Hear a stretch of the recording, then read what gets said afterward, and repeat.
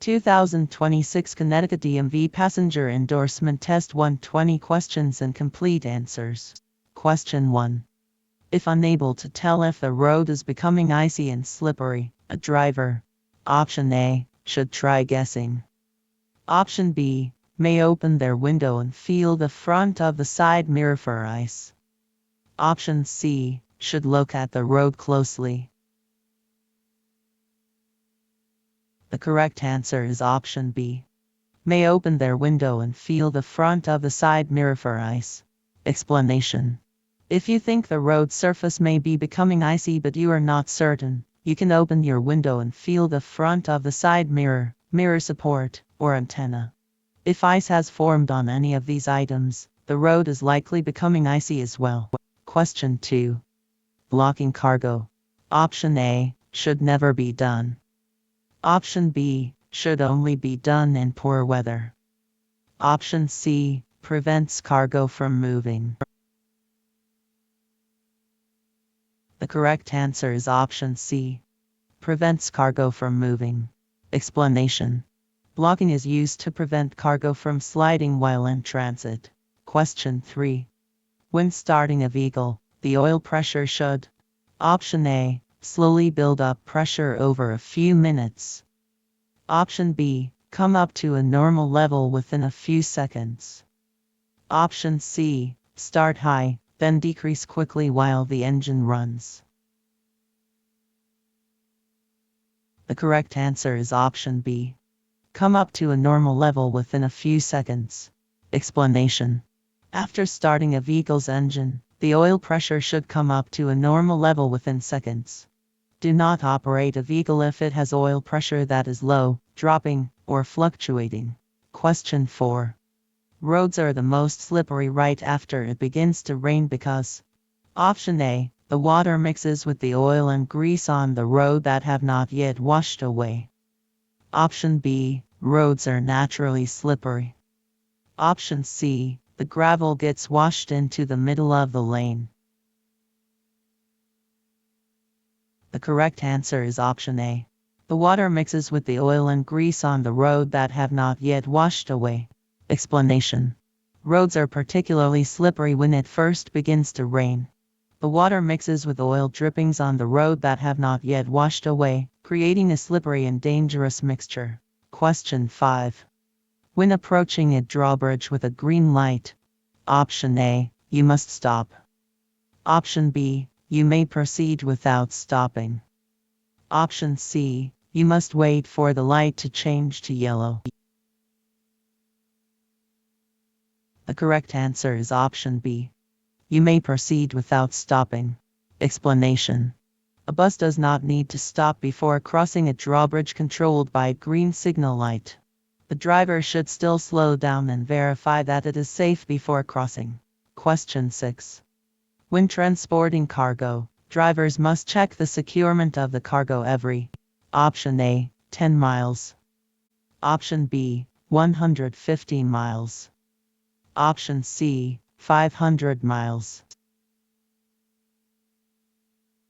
The correct answer is option B, 150 miles. Explanation. The securement of cargo must be checked before beginning a trip, within the first 50 miles of a trip, and then again every 3 hours or 150 miles thereafter. Question 7. Once cargo is secured onto a vehicle. Option A, you do not need to inspect the cargo. Option B, you should not let others inspect the cargo. Option C, you should check the cargo every 150 miles. The correct answer is option C. You should check the cargo every 150 miles. Explanation. The securement of cargo must be checked before beginning a trip, within the first 50 miles of a trip, and then again every 3 hours or 150 miles thereafter. Question 8. Sometimes, when checking the automatic transmission fluid level, option A, your vehicle should be parked uphill. Option B, your vehicle should be parked downhill. Option C, your vehicle should be washed. Option D, your vehicle may have to be left running. The correct answer is option D. Your vehicle may have to be left running. Explanation. In some vehicles, you may have to leave the engine running to check the automatic transmission fluid level. Question 9. Carry-on baggage. Option A, may be left in the aisle. Option B, must be stored away from the aisle. Option C, must be kept on the rider's lap. Option D, should be placed in the aisle. The correct answer is option B. Must be stored away from the aisle. Explanation. Bus passengers should never be allowed to leave baggage in the aisle or doorway of a bus. All luggage and cargo must be positioned in a manner that ensures riders are able to exit by any window or door in an emergency. Question 10. When traveling down a downgrade, the speed of a vehicle will likely: Option A, decrease. Option B, not change. Option C, increase. Option D, match the speed of traffic. The correct answer is option C, increase. Explanation. On a downgrade, the force of gravity will cause a vehicle's speed to increase. When approaching a downgrade, choose to travel at a speed that will be safe for the size and weight of your vehicle. Question 11. When stopping, the brake pedal should be: Option A, pressed down quickly with both feet. Option B, pressed down gradually. Option C, lifted up quickly. The correct answer is option B, pressed down gradually. Explanation. When braking, push the pedal down gradually to ensure that the vehicle comes to a smooth, safe stop. Question 12. During a basic vehicle control skills test, you may be asked to: Option A, swerve to avoid a hazard. Option B, parallel park. Option C, drive straight into a parking space.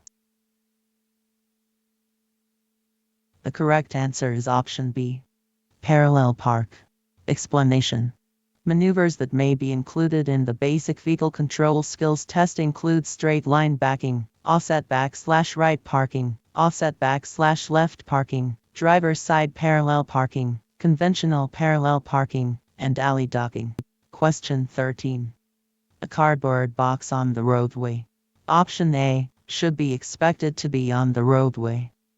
Option B, is usually empty and harmless.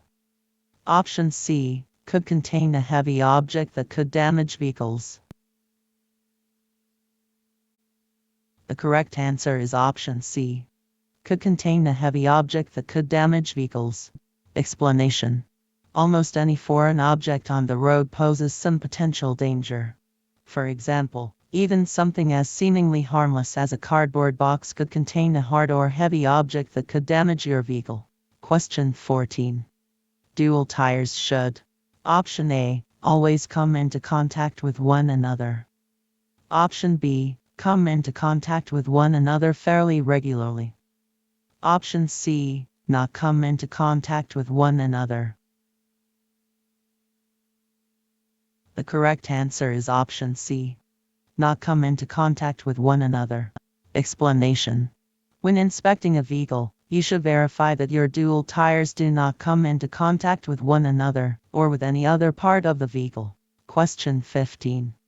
When driving on a wet road, you should reduce your speed by: Option A, about 1/2. Option B, about 1/3. Option C, about 1/4. The correct answer is option B, about 1/3. Explanation. Reduce your speed when traveling on surfaces that provide reduced traction.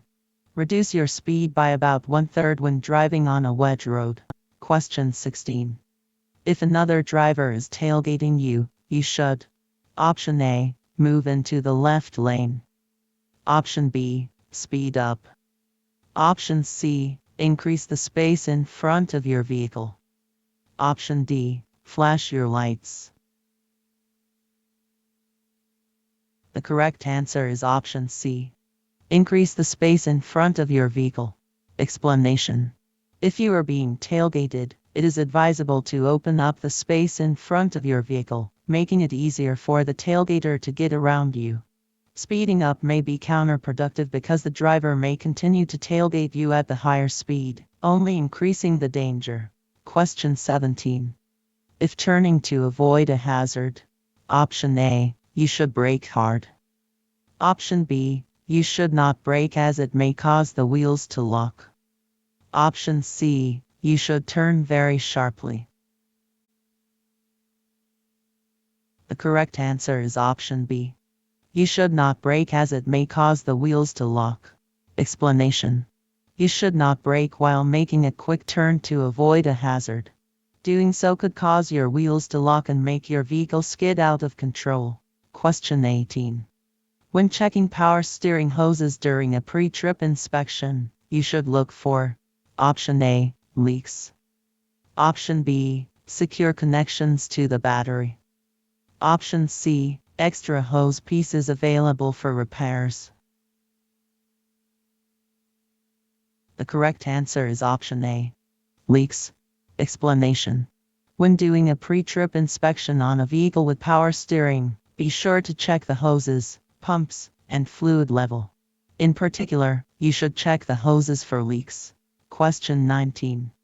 How can you check for a leak in hydraulic brakes? Option A, pump the brake pedal 3 times, then hold down the pedal for 5 seconds. If the pedal moves, there may be a problem. Option B, push the brake pedal down as far as possible and release. If the brake pedal returns to its normal position, there may be a problem. Option C, push the brake pedal down as far as possible and release. If the brake squeaks, there may be a problem. The correct answer is option A. Pump the brake pedal 3 times, then hold down the pedal for 5 seconds. If the pedal moves, there may be a problem. Explanation. Check hydraulic brakes by pumping the brake pedal 3 times before applying firm pressure to the pedal for 5 seconds. The pedal should not move.